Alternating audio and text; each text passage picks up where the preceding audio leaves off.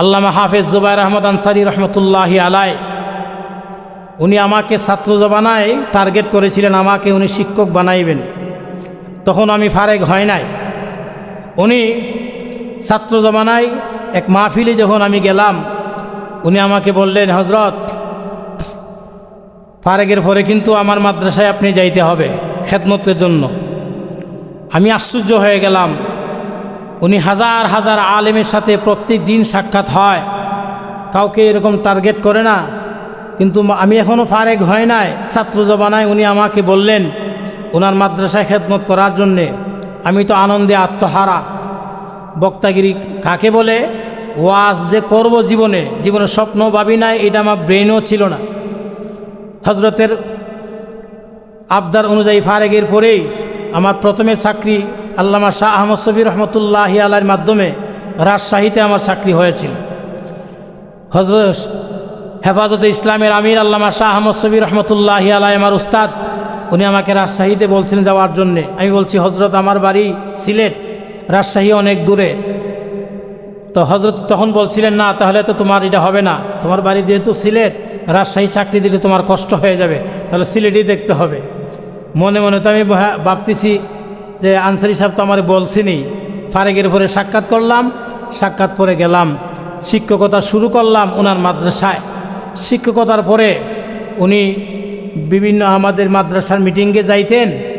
আর ওনার প্রতি ওনার তখন ওয়াজের পুরা যৌবন মোটামুটি ফুইটা উঠছে। বড় বড় তফসির মাহফিলে আল্লামা নুরুল ইসলাম উলিপুরি সাহেব, যুক্তিবাদী সাহেব এবং এদের সাথে দাওয়াত থাকে। আর মনে মনে আফসোস করতাম, আল্লাহ তাআলা আনসারী সাহেবকে এমন একটা কণ্ঠ দিয়েছেন, এমন একটা ইলিম দান করেছেন, কত সুন্দর করে হাজার হাজার মানুষের সামনে উনি ওয়াজ ফুটায় তোলেন। আমি যদি ওনার মতন হইতে পারতাম।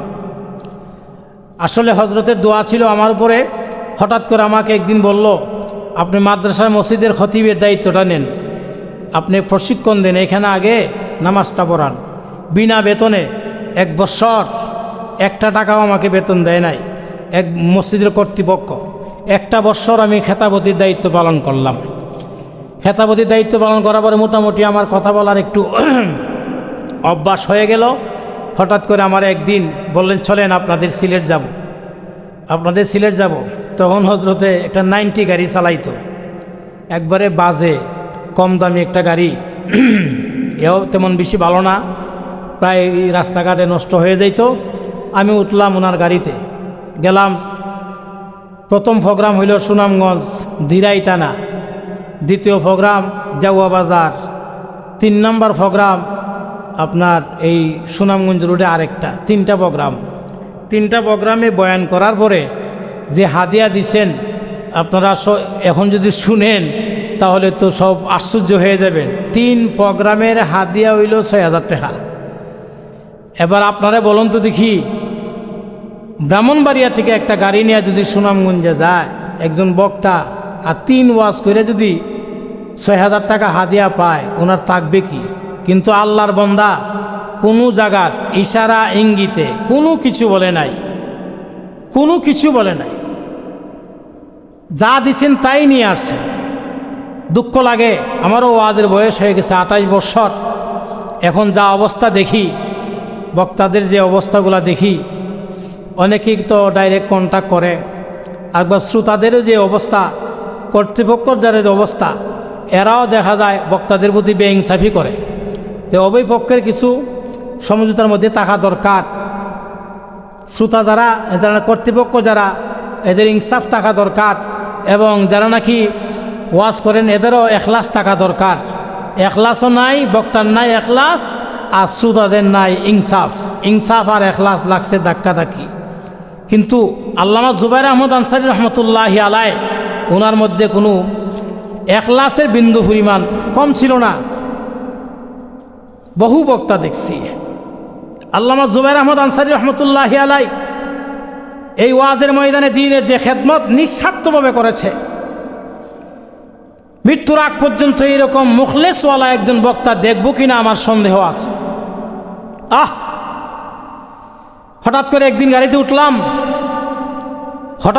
গাড়িতে উঠলাম, হজরতের স্বাস্থ্য খুব খারাপ।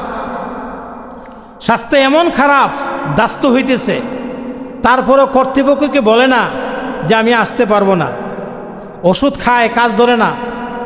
ওই মৌলভীবাজার নালিউরি একটা জায়গা আছে, ওই জায়গার মধ্যে একটা যুব সংঘের তফসির, এইখানে আমি বয়ান করতেছি।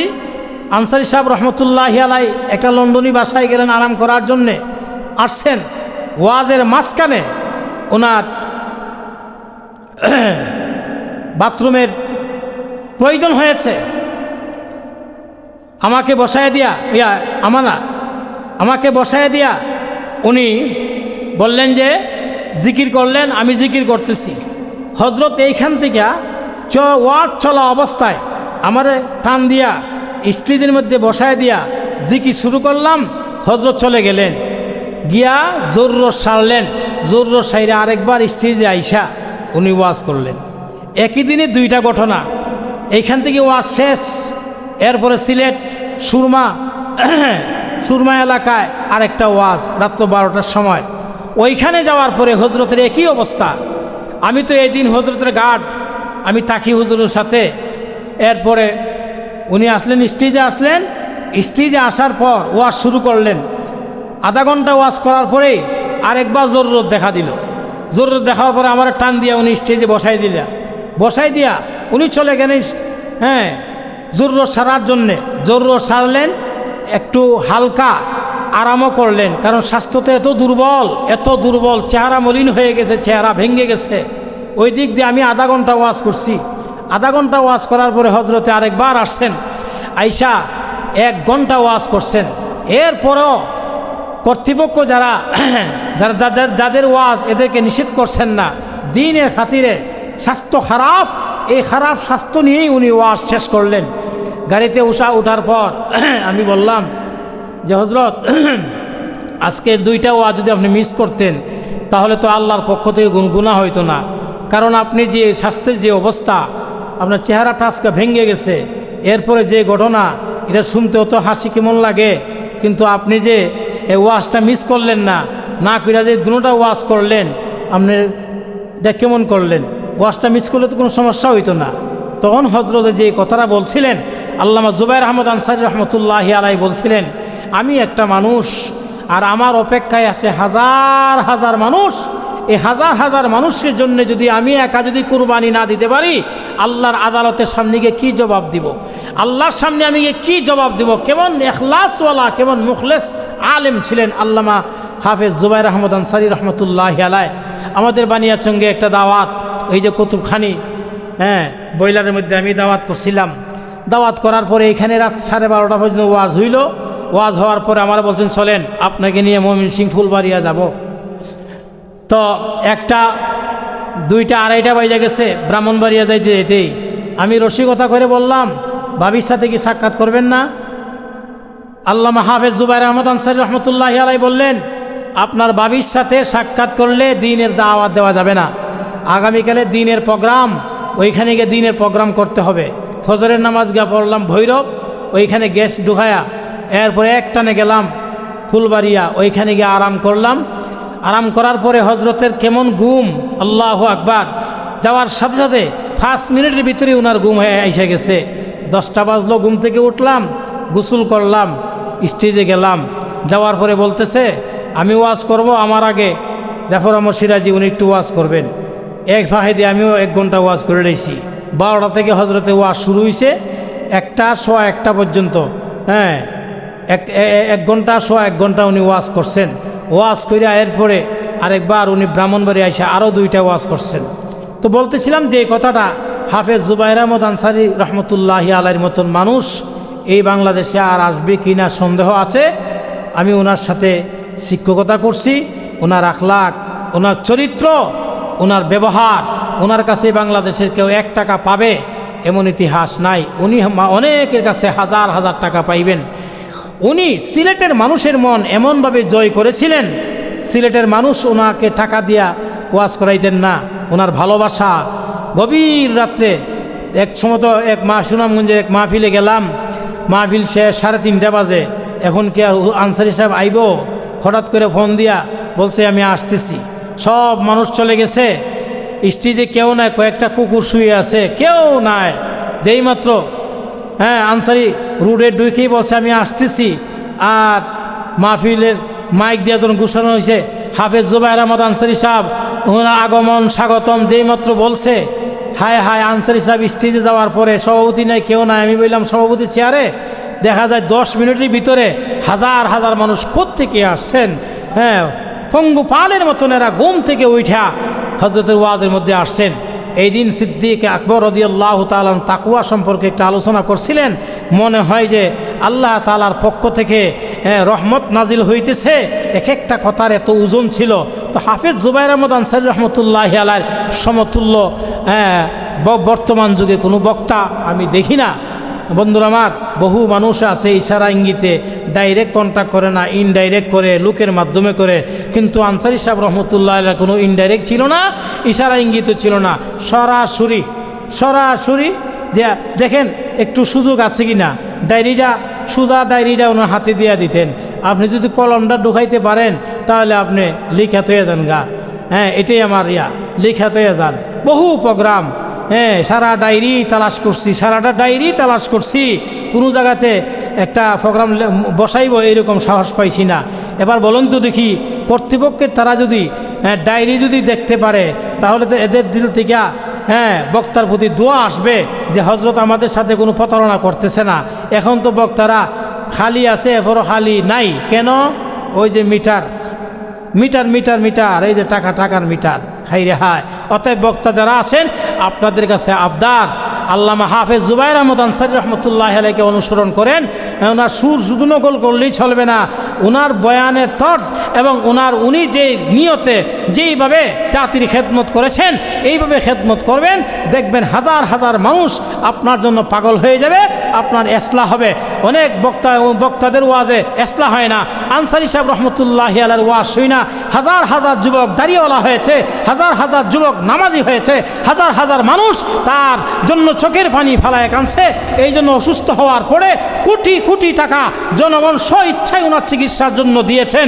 এই টাকাগুলো দিয়েছেন এমনি দিছে না, অন্তরের ভালোবাসার জন্যে এই টাকাগুলো ওনাকে দিয়েছেন, যার বাস্তব প্রমাণ উনি ইন্তেকালের সময় গোটা পৃথিবীটা গড়বন্দি হয়ে গেছে। বাংলাদেশের মানুষ সব গড়বন্দি, কেউ ঘর থেকে বের হইতে পারে না। হাফেজ জুবায়ের আহমদ আনসারী রহমতুল্লাহি আলাইহি জানাজা হওয়ার 20 মিনিট আগেও 20 মিনিট আগেও জানতো না মানুষগুলো আছে কোথায়, কিন্তু এই 20 মিনিটের ভিতরে লক্ষ লক্ষ মানুষ কোথায় থেকে আসলো এটাই প্রমাণ এরা মানুষই ছিল না, এরা আল্লাহর রহমতের ফিরিস্তা ছিল। কথা বলেন ঠিক কিনা? হাফেজ জুবায়ের আহমদ আনসারী রহমতুল্লাহ একটা জীবন গড়ে গেছেন। আল্লাহ তাআলা ওনার খেদমাত যতগুলা খেদমাত করছেন সব খেদমাতগুলাকে আল্লাহ কবুল করুক। আল্লাহ তাআলা ওনার সন্তানদেরকেও আল্লাহ তাআলা দেখছেন যেমন মানুষ ছিলেন গভীর রাত্রে সন্তানের জন্য কাঁদতেন, এমন কোনো মাহফিল নাই যেই মাহফিলে গভীর রাত্রে উনি কাঁদতেন না।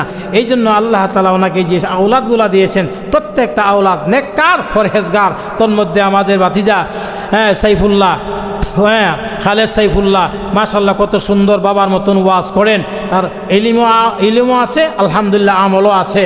আর বড় সন্তান আরেক সন্তান যে মাদ্রাসা মুহতামি, সে তো ডাইরেক্ট আল্লাহর উলি। এইরকমভাবে ওনার যতগুলো সন্তানও হয়েছে সমস্ত সন্তানগুলো আল্লাহর উলি হয়েছে। এই জন্য আসুন আমরা হাফেজ জুবায়ের আহমদ আনসারী রহমতুল্লাহ আলাইহির আদর্শকে গ্রহণ করি, লালন করি, বাস্তবায়ন করি। আমার পরিবার তো আনসারীর জন্য এত পাগল, এমন কোনো রাত্রি নাই যে রাত্রিতে ওনার বয়ান শুনে না। প্রত্যেক রাত্রিতে ওনার বয়ান শুনতেই হবে, শুনতেই হবে, চোখের পানি ফালাইয়া কাঁদে। এই জন্য এমন জীবন করহে গঠন, মরিলে কাঁদিবে তুমি হাসিবে ভুবন। এমন জীবন করহে গঠন, মরিলে কাঁদিবে, কাঁদিবে তুমি হাসিবে ভুবন। এই জন্য আনসারী সাহেব রহমতুল্লাহ আলাইহির জীবনের মতন জীবন করেন, দেখবেন তো গোটা দেশের মানুষ আপনার জন্য কাঁদবে, গোটা দেশের মানুষ আপনার জন্য কাঁদবে।